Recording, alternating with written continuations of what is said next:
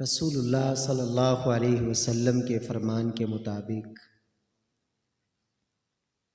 جو شخص اس سورت کی پہلی 10 آیات کو زبانی حفظ کر لیتا ہے، اللہ رب العزت اسے دجال کے فتنے سے محفوظ رکھتے ہیں۔ اس سے آپ اندازہ لگائیں کہ قرآن مجید کو حفظ کرنا، یاد کرنا یہ کتنا عظیم عمل ہے۔ اللہ رب العزت ہم سب کو یہ سعادت نصیب فرمائے، رب العالمین ہماری اولادوں کو بھی اس مشن پر لگائے۔ سورۃ الکہف کے حوالے سے اللہ کے رسول صلی اللہ علیہ وسلم کا ایک دوسرا فرمان ہے کہ جو جمعے والے دن سورۃ الکہف کی تلاوت کر لیتا ہے، آئندہ جمعے تک اللہ سبحانہ و تعالی اس کے لیے نور اور روشنی کا انتظام فرما دیتا ہے۔ تو جمعے والے دن سورۃ الکہف کی تلاوت اس کو اپنا معمول بنانا چاہیے۔ ایک صحابی رات کے وقت اپنے گھر میں سورۃ الکہف کی تلاوت کر رہے تھے تو پاس بندھا ہوا ان کا گھوڑا وہ اچھلنے لگ گیا، تو انہوں نے تلاوت بند کر دی تو گھوڑا بھی پرسکون ہو گیا۔ وہ پھر تلاوت شروع کرتے ہیں تو گھوڑا اچھلنے لگ جاتا ہے۔ انہوں نے دیکھا کہ آسمان سے کچھ روشنیاں ہیں جو نیچے کی طرف اترتی ہیں، قریب آتی جاتی ہیں۔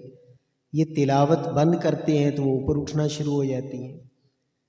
تو انہوں نے صبح یہ منظر اللہ کے رسول صلی اللہ علیہ وسلم کے سامنے بیان کیا تو اللہ کے رسول صلی اللہ علیہ وسلم فرماتے ہیں کہ یہ وہ سکینت تھی، وہ رحمت تھی، یہ اللہ کے نورانی ملائکہ تھے جو اس سورۃ الکہف کی تلاوت پر وہ آسمانوں سے اتر رہے تھے اور رب العالمین تمہارے گھر میں یہ سکینت اتار رہے تھے۔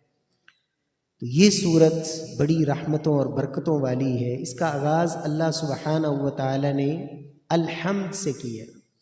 الحمد للہ الذی انزل علی عبدہ الکتاب۔ یہ جو لفظ حمد ہے نا، یہ اللہ کو بڑا پسند ہے۔ حمد کا معنی ہوتا ہے تعریف۔ تو رب العالمین سے بڑھ کر کسی کو اپنی تعریف پسند نہیں ہے۔ یہی وجہ ہے کہ رب العالمین کو یہ کلمہ اتنا پسند ہے کہ ہم جتنی بھی دعائیں کرتے ہیں نا، زبان سے ہم جتنی دعائیں کرتے ہیں، تو اللہ کے رسول صلی اللہ علیہ وسلم فرماتے ہیں افضل الدعاء الحمدللہ، افضل الذکر لا الہ الا اللہ و افضل الدعاء الحمدللہ۔ تو سب سے افضل ترین دعا جو ہے وہ ہے الحمدللہ کہ یا اللہ تیرا شکر ہے۔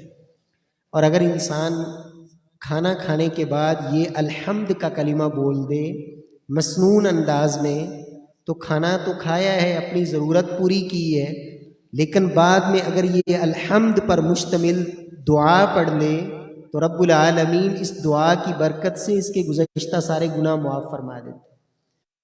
کھانا کھانے کے بعد فرمایا جو شخص یہ پڑھ لیتا ہے الحمدللہ الذی اطعمنی ھذا ورزقنیہ من غیر حول منی ولا قوہ غفر لہ ما تقدم من ذنبی۔ کھانا تو آپ نے کھانا ہی ہے، تو ضرورت اپنی پوری کی ہے، بعد میں رب کی تعریف کے یہ مسنون کلمات جو اللہ کے رسول نے سکھائے یہ آپ پڑھ لیں، اللہ ساری زندگی کے گناہ معاف فرما دے۔